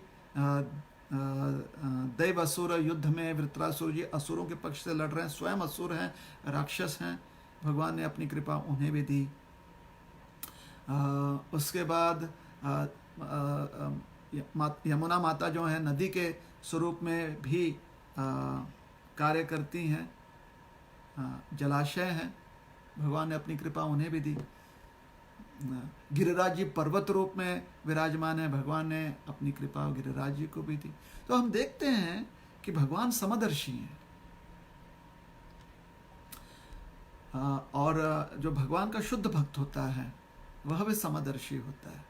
लेकिन समदर्शी कैसे होता है ये समझना बहुत आवश्यक है। ऐसे नहीं कि खाली एक ही चश्मा पहन लेता है और सबको लाल चश्मा पहन लिया इसलिए हर चीज़ उसे लाल दिख रही है।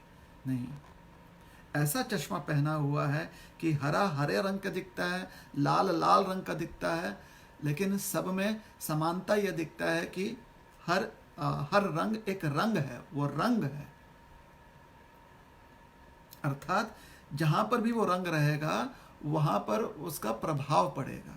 तो जहां पर हरा रंग है उसका प्रभाव वहां पर पड़ेगा, जहां पर लाल रंग है लाल रंग का प्रभाव पड़ेगा। तो यह जो दूसरों को प्रभावित करने वाली क्षमता होती है ना, उस चीज को व्यक्ति देखता है, समदर्शी देखता है। दूसरी चीज, क्योंकि समदर्शी व्यक्ति आवश्यक तत्वों पर ही ध्यान देता है, अनावश्यक तत्वों पर ध्यान नहीं देता है। अर्थात जब अन्य प्राणियों को, अन्य योनियों को देखता है समदर्शी, तो शरीर पर ध्यान नहीं देता है, वो आत्मा पर ध्यान देता है। मतलब आत्मा के पोटेंशियल को समझता है, शरीर की कमियों की तरफ ध्यान नहीं देता है। तो वह व्यक्ति क्या करता है, वह इस बात को सिद्ध कर रहा है कि उसके मन में कोई भी अभिलाषा नहीं है कि जो 3 गुण है, 3 गुण के आधार पर किसी के साथ भी भेदभाव करना। वो नहीं चाहता है किसी के साथ भेदभाव करना कि अरे ये तो बड़ा ही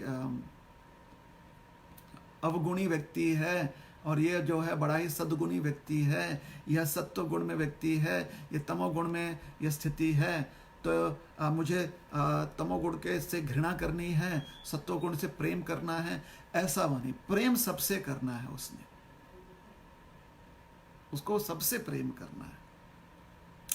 तो इसलिए किसी के प्रति वो ईर्ष्या नहीं रखना चाहता, किसी के प्रति वो घृणा नहीं करना चाहता, किसी से भेदभाव करते हुए सिर्फ कुछ सीमित लोगों से खाली प्रेम नहीं करना चाहता है। वो इस प्रकार से भेदभाव के जगत में अपने आप को वो फंसना नहीं चाहता। ऐसे जगत में उसकी इच्छा ही नहीं होती है कि अनावश्यक किसी के साथ भेद करे। सबके साथ उस समान दृष्टि से बुद्धि क्रम करना चाहता है। मतलब बुद्धि से वो समझना चाहता है कि सब में जो समानता है उस समानता के साथ कैसे व्यवहार किया जाए। तो हाथी के साथ जो उसकी क्षमता है कि वो कृष्ण के प्रति प्रेम व्यक्त कर सके, तो उसके साथ व्यवहार कैसा किया जाए। तो हाथी से प्रार्थना करते हुए या उसको प्रशिक्षित करते हुए, प्रशिक्षण देते हुए भगवान का वाहन बन सकता है। भगवान जो अर्चा विग्रह के रूप में है वो भगवान का वाहन बन सकता है। इस प्रकार से वह भगवान के प्रति अपना प्रेम व्यक्त कर सकता है। और उदाहरण हमारे पास है ना, दक्षिण भारत में कितने सारे ऐसे हाथी हुए हैं। उनके उनकी चेतना कितनी विशुद्ध है ये तब समझ में आता है जब वो शरीर त्यागते हैं। जैसे केशवन नाम के हाथी हुए थे जो पद्मनाभ स्वामी के लिए वाहन बना करते थे, शायद अगर गलती ना कर रहे हैं, पद्मनाभ स्वामी के लिए ही, जो अनंत पद्मनाभ जी हैं दक्षिण भारत में त्रिवेंद्रम में। तो जब उनका अंतिम समय आया तो भगवान की जो मंदिर है, मंदिर के द्वार के सामने लेट गए और भोजन ओजन जल पानी सब त्याग कर, हाथी की दृष्टि बड़ी जो है, हाथी जो छोटे आँख होते हैं, बड़े ध्यान से वो किसी चीज़ पर अपना मन लगाते, तो पूरा मन लगा दिया था भगवान के जहाँ पर भगवान स्थित हैं। या शायद ये उड़पी की कथा भी हो सकती है, अभी हमें ध्यान में नहीं आ रहा, लेकिन भगवान के मंदिर के सामने केशवन जो हैं उन्होंने अपने प्राण त्यागे ध्यान करते हुए। बड़ी विचित्र चीज़ है। उनको आदत पड़ गई थी शायद कि भगवान के मंदिर से ही पूरी तरह से जुड़े हुए थे वो। तो जो हाथीशाला थी उसे छोड़ दिया उन्होंने, हाथीशाला में नहीं रहना चाहते थे, मंदिर के सामने बैठ गए वो और वहीं पर कुछ घंटे बैठे रहे और फिर अपने प्राण त्याग दिए उन्होंने। बहुत वृद्ध हो चुके थे, वृद्धावस्था में प्राण त्यागा पूरी सेवा करने के पश्चात। तो हम देखते हैं कि यह क्षमता सारे जीवों में है। तो जो समदर्शी होता है ना, वो देखता है कि हाथी में क्षमता है, फिर कुत्ते में भी क्षमता देखता है कि कुत्ता जो है सुनी जो होता है, कुत्ता सुनी वो बड़ा ही स्वामी भक्त होता है।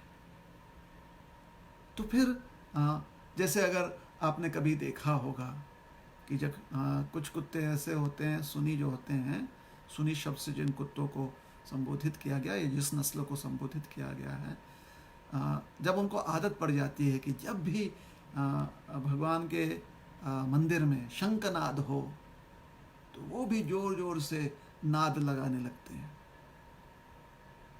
नहीं तो अक्सर कुत्ता जो है नाद अन्य स्थितियों में लगाता है, यह कुत्ता जो है, यह सुनी जो है, उसको आदत पड़ जाती है। तो यह क्षमता जो समदर्शी देखता है और वो कुत्ते को प्रोत्साहन देता है कि हाँ, जैसे जब शंखनाद होता है तो सारे भक्त जो हैं भगवान का जय घोष करने लगते हैं, तो उसी प्रकार से उस कुत्ते को आदत पड़ जाती है। और ये कुत्ता फिर किसी और स्थिति में इस प्रकार से जय घोष करता ही नहीं, अपने स्वर में ही वो भगवान का जय घोष करता है। जब भी शंखनाद हो या जब भी आरती की घंटी बजे, तब वो आकर मंदिर के प्रांगण के सामने दरवाजे पर बैठकर, द्वार पर ही बैठकर वो शंखनाद करता है। नहीं, शंखनाद के समय वो जय घोष करता है, भगवान का जय घोष करता है, उसे आदत पड़ जाती है।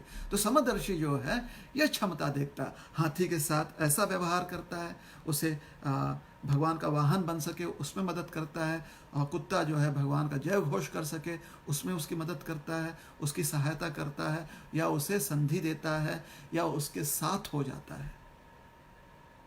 उसी प्रकार से गाय के साथ व्यवहार करता है, उसी प्रकार से ब्राह्मण के साथ व्यवहार करता है, उसी प्रकार से स्वपच के साथ व्यवहार करता है। यह है उसकी समदर्शिता।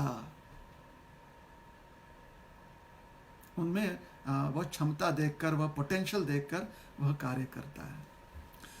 तो एक जो उसका लक्षण होता है कि वो इस चीज से दूर रहता है, वो ईर्ष्या, घृणा, स्वलाभ के लिए किसी की प्रशंसा करना, इससे दूर रहना चाहता है, क्योंकि उसके मन में तनिक भी ऐसी अभिलाषा नहीं होती है कि 3 गुणों के आधार पर वो भेदभाव करे। तो फिर वह यह जैसे गाय है,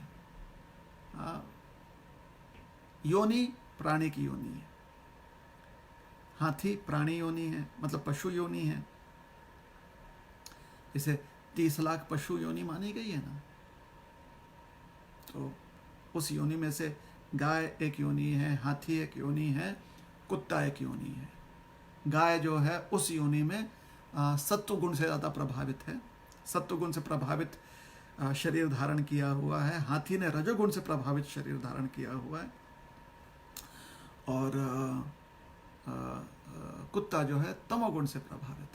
जैसे गाय है, इसलिए बहुत सोच समझकर विचार करते हुए गाय जो है अपना कार्य करती है। प्रेम जो है बहुत उदार दिल से सबसे प्रेम करती है गाय।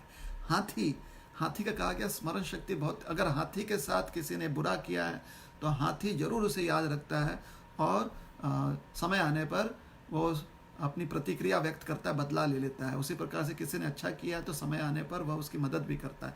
तो हाथी की यह बुद्धि क्षमता मानी गई है, मतलब लोक में ऐसी मान्यता है, लोग जानते हैं कि हाथी में इतनी स्मरण शक्ति होती है और इस प्रकार से व्यवहार करता है, क्योंकि ऐसे वो अपनी बुद्धि का प्रयोग करता है, अच्छे के साथ अच्छा, बुरे के साथ बुरा। तो यह रजोगुण का प्रतीक है।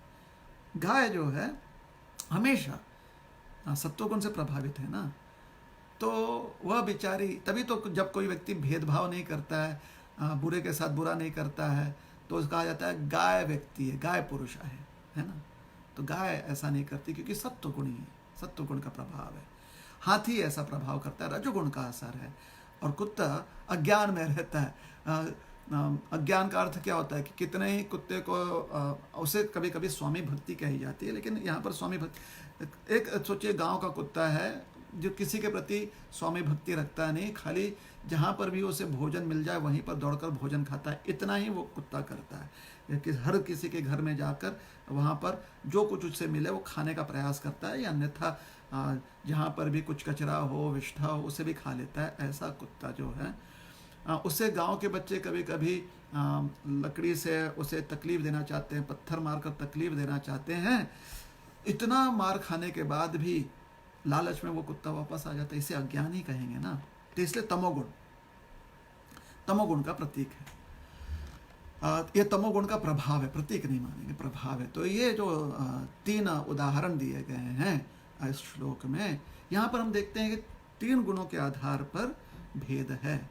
साथ ही साथ जो ब्राह्मण और स्वपच के बारे में उदाहरण दिया, तो स्वपच जो है तमोगुण का प्रभाव है, और ब्राह्मण जो है क्योंकि सत्वगुण का प्रभाव है, वो समझ में बात आ जाती है। तो वहाँ पर भी गुणों के आधार पर भेद है। साथ ही साथ मानव योनि और पशु योनि, तो मानव योनि जो है वो विकसित चेतना के विकास में वो ऊंचे स्तर पर है, पशु योनि नीचे स्तर पर है। तो ऐसा भी भेदभाव है, इस प्रकार का भी डिफरेंस है। तो जो पंडित होता है ना, व्यक्ति समदर्शी होता है, वो उसकी रुचि इस भेदभाव में ज़्यादा नहीं होती, वो ज़्यादा समय इस भेदभाव में नहीं बिताना चाहता। वो किस चीज़ में समय बिताना चाहता है, किस चीज़ में उसकी रुचि है, कि क्षमताएं क्या क्या हैं इनमें।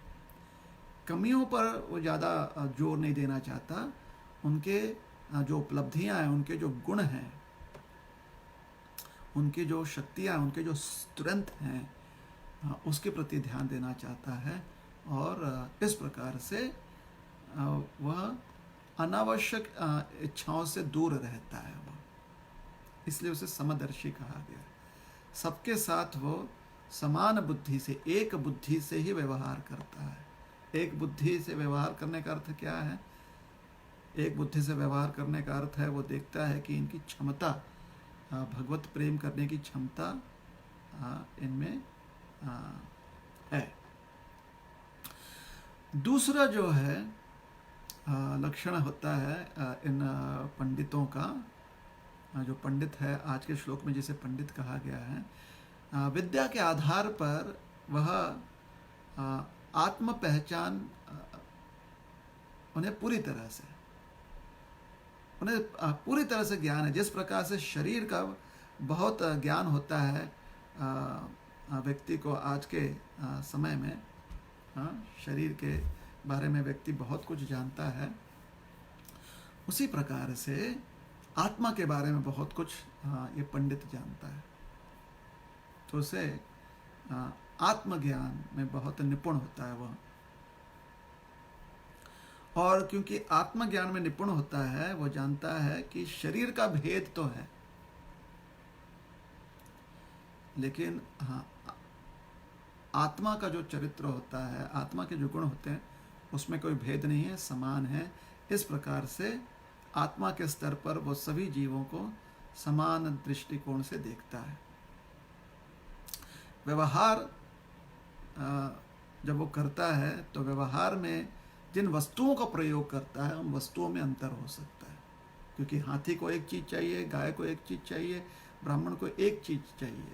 व्यवहार करते समय जिन चीज़ों का प्रयोग करता है, प्रयोग उन वस्तुओं को उन वस्तुओं में भेद होता है।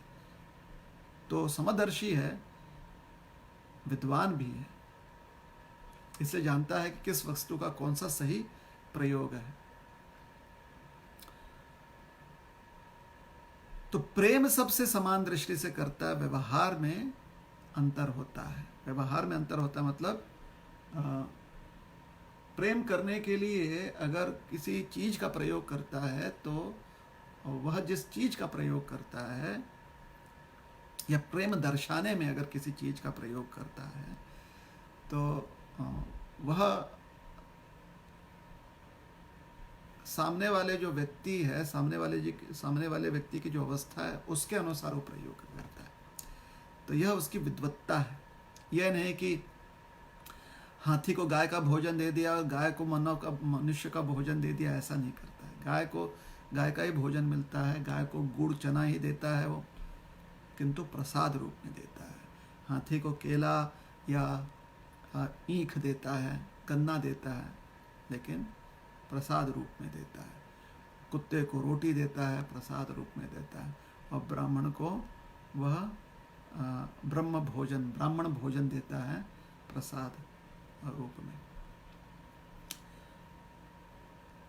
तो यह भी उसका गुण है कि वो पहला जो उसका लक्षण होता है वह यह है कि उसके मन में किसी के प्रति ना तो ईर्ष्या होती है, ना ही व्यर्थ में उसकी प्रशंसा करने की अभिलाषा होती है, कुछ नहीं। गुणों के आधार पर वो भेद नहीं करना चाहता। वो सत्व गुण को ज़्यादा महत्व नहीं देना चाहता है, तमो गुण को कम महत्व नहीं देना चाहता है। सत्व गुण को के प्रति जो है आसक्ति नहीं रखता और तमो गुण के प्रति घृणा नहीं रखता है।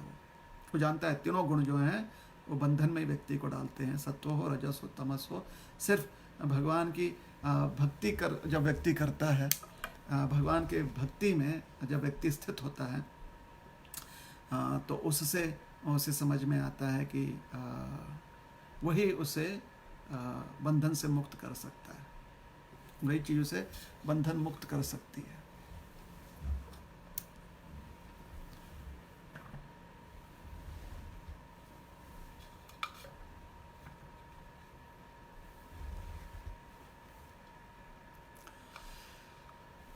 और क्या है आज?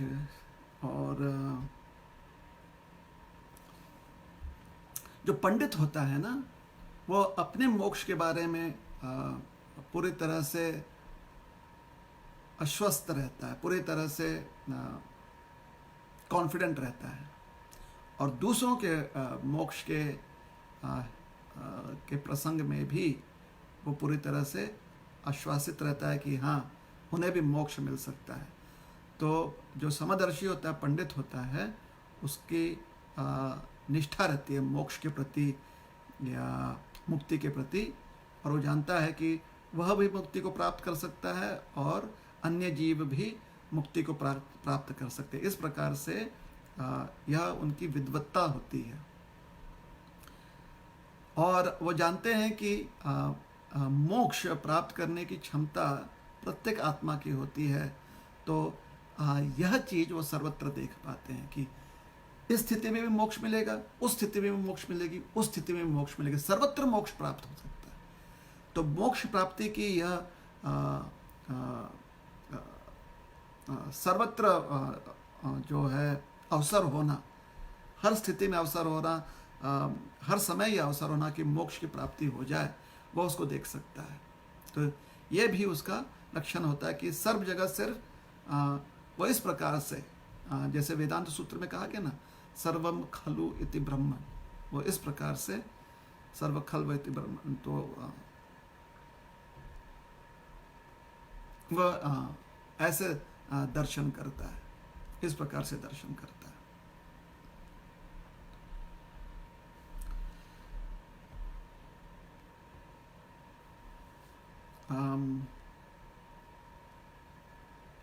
तो यह कुछ बातें हैं। भगवान कह रहे हैं कि जब व्यक्ति इस सप्रेम ज्ञान को, सप्रेम नहीं कहेंगे, इस सर्वोच्च ज्ञान को प्राप्त हो जाता है, जहाँ पर वो भगवान के प्रति अपने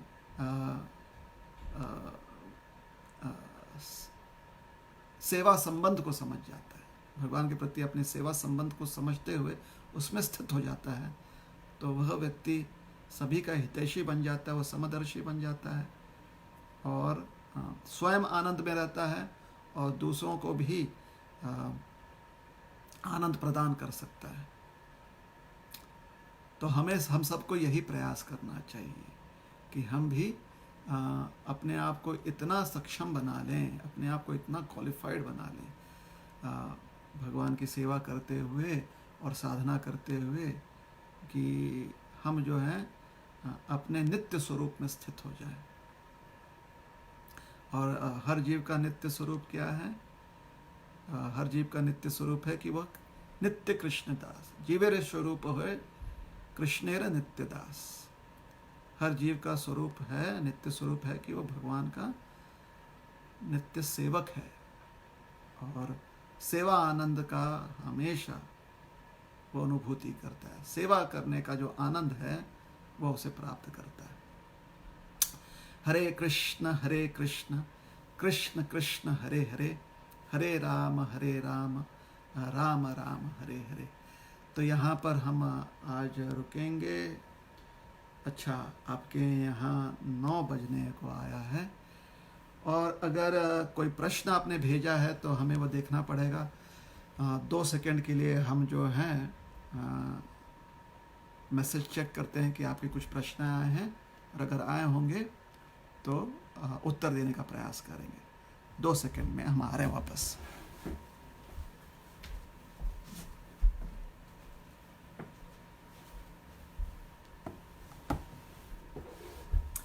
हरे कृष्ण। तो कोई प्रश्न है देख लें।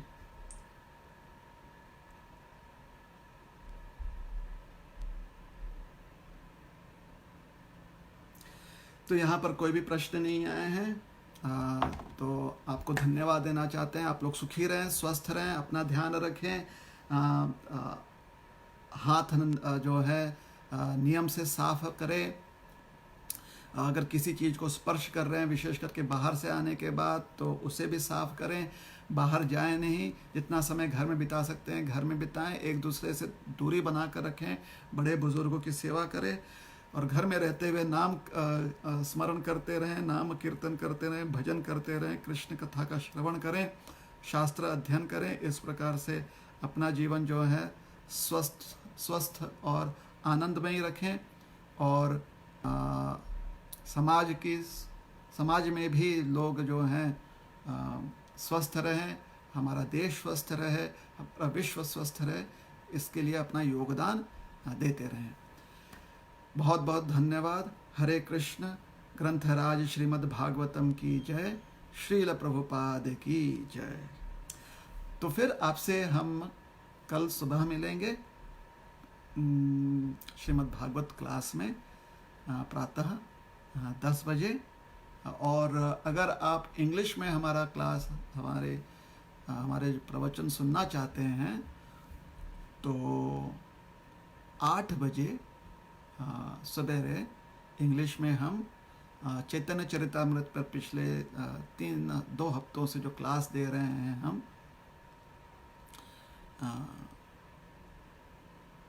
उस श्रृंखला का आखिरी क्लास जो है वो आपके समय सारणी अनुसार कल सवेरे 8 बजे वो क्लास दिया जाएगा। यह इंग्लिश में क्लास देंगे तो 8 बजे इंग्लिश में चैतन्य चरितामृत पर क्लास देंगे, वह भी हम फेसबुक लाइव कर देंगे। और 10 बजे श्रीमद् भागवतम क्लास होगी। तो आपसे कल मिलते हैं। शुभ रात्रि। हरे कृष्ण।